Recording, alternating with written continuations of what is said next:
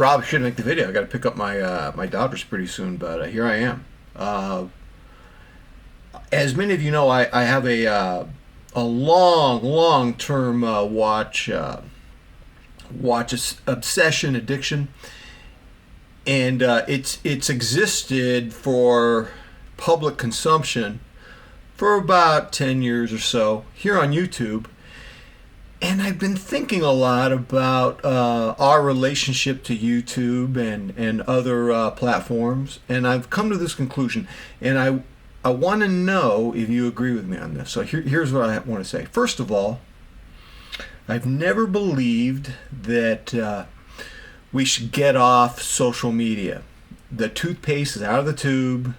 We have to adapt to it, and so I've never believed we should get off of social media. However, I do believe that social media goes through different eras, depending on how we adapt to it, and other cultural factors as well. You know, I'm thinking of Mr. McMahon, a Netflix documentary I watched, finished it last night. Fascinating. I didn't know that much about it, even though I watched wrestling as a 9-year-old. I saw, used to watch Rocky Johnson and other people. I noticed that social media entertainment, wrestling, the WWF, even though they had to change the name, I went through these phases. There was the golden era, and there was at one point there was ruthless aggression, and before that there was attitude. Right now I think it's reality. It's realistic. But it's interesting how I'm not. One of the fascinating questions I had as I watched that: did it create the cultural trends, or was it reflecting them? Probably both.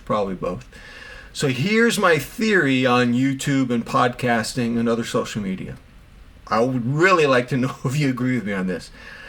I think as a hyperdose of dopamine, which is what it's been for the last decade, going on social media to experience desire for watches or anger, to be angry at your opponents and this or that, to really get those mega doses of dopamine. I think that's coming to an end, and I'm glad it is. I'm glad it's coming to an end. First of all, just our nervous system can't take it anymore. Constantly being foaming at the mouth like Vince McMahon over watches or over our political opponents. And just, you got these people in their basements. They're 40 years old. They're living in their parents' basements. They're drinking liquor, and they're eating Hot Pockets, and they're screaming on social media. I think that's come to an end. The mega dose of dopamine is coming to an end. And it's going to affect our watch collecting, too. I don't think we're going to be able to curate our watch hobby in this hyperkinetic, crazy, look what I got scenario. I love the mad watch collector, but I wonder if he's going to have to pivot. Maybe not tomorrow, but maybe a year from now. I wonder if he's going to have to. He's smart enough to do it. He's very talented, and I enjoy his videos. I wonder, though, that hyperkinetic dopamine feasting, I wonder if it's coming to an end. I think it is coming to an end. I don't think social media is going away, but I think I'm mainlining dopamine. I think that's going away, and I see it reflected in the way I'm enjoying my watch collecting. So this is like my smallest watch. This is a Seiko SPB 143, and it's on a chocolate bar. And I have 2 chocolate bars.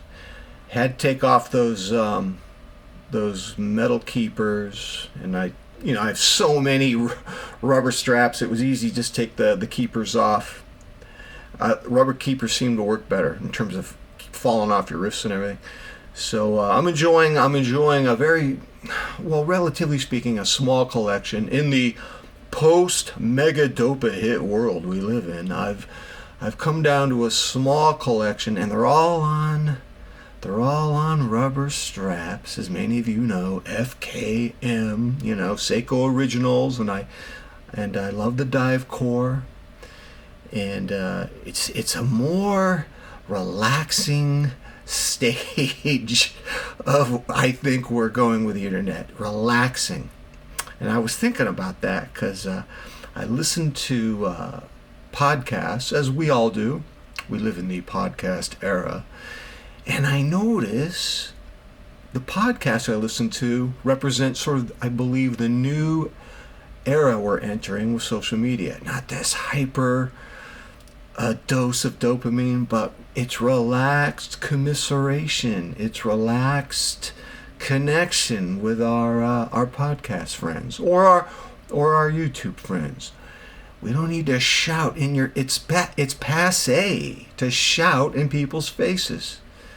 I mean, occasionally, for emphasis, for dramatic flourish, you may get a little histrionic, a little theatrical, but a little of that goes a long way.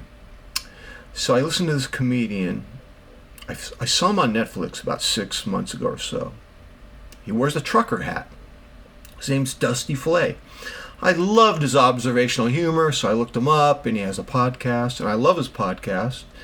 It's relaxed. He's just talking about his family life and his comedy life, working in the comedy circuit.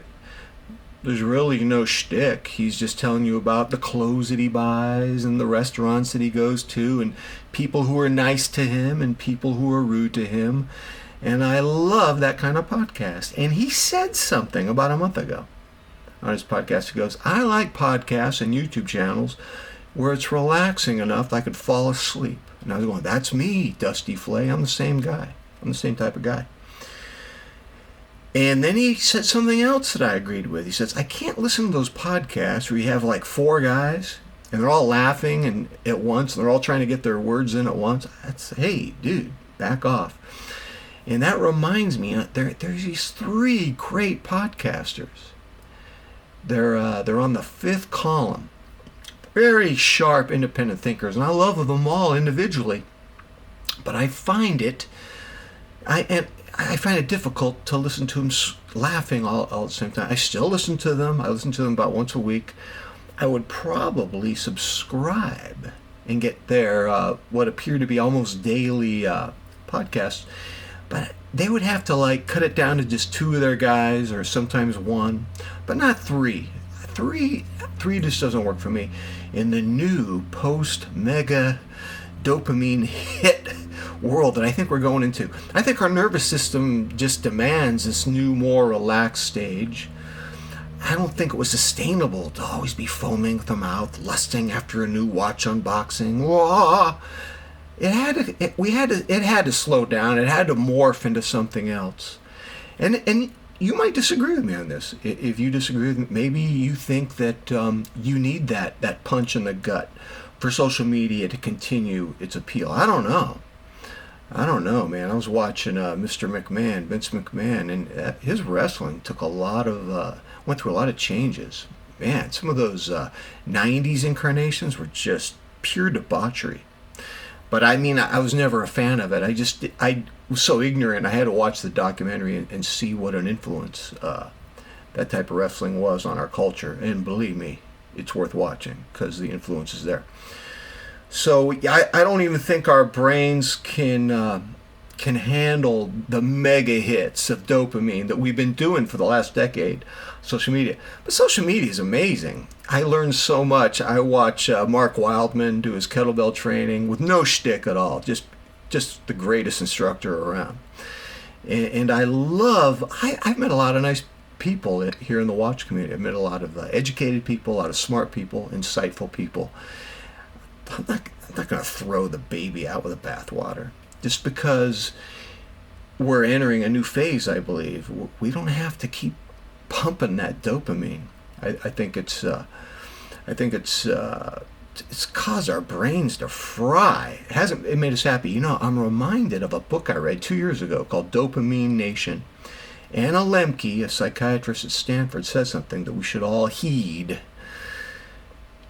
When you search for those dopamine hits all the time, all the pleasure the dopamine hits, well, she says some amazing things about that in her book. I recommend it. Number one, you're avoiding what you really should be doing in life. But even scarier than that, you don't even find pleasure ultimately you find misery and depression and complete mental anesthetization. And I have to tell you, when my watch hobby was in the hyper dopamine mode, I wasn't doing so happy with a watch hobby. Her thesis was illustrated by the road I was taking those mega dopamine hits, the mega FOMO hits. I think FOMO and anxiety over your watch hobby is a form of its own dopamine, which leads to a lot of pain, she says. So I don't know, man. I love listening to the more relaxing podcasts.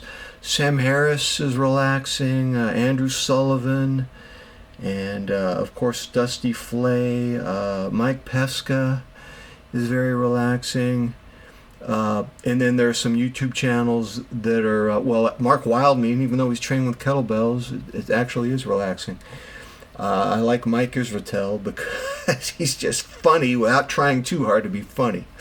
So I'm a big fan of Mike Israetel from the Renaissance Periodization, which was a workout to say that.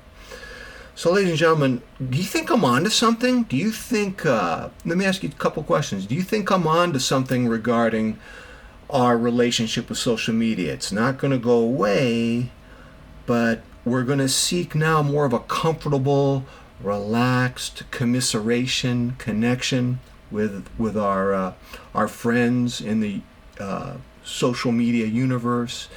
And there's going to be a lot less rage and hype and desires and FOMO and, Mega-Dopa hitting all the time. I just think it's the natural evolution. So my second question is, and do you think following suit, will our watch collecting habits change as well? Will they be more sane, more reasonable, more mature? I like that. I want that to happen. All right, ladies and gentlemen, tell me what you think. Until next time, I'm out.